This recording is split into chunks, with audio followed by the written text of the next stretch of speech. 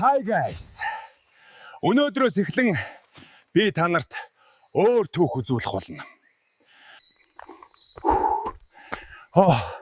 Эхлээд зөөлөн гүйж бие халаана. Хаяа би энэ гүйлтийн замыг ашигладаг.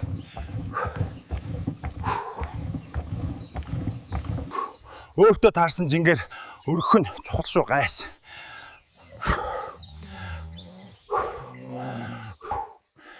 Бүх дасгалд техник маш чухал шүү.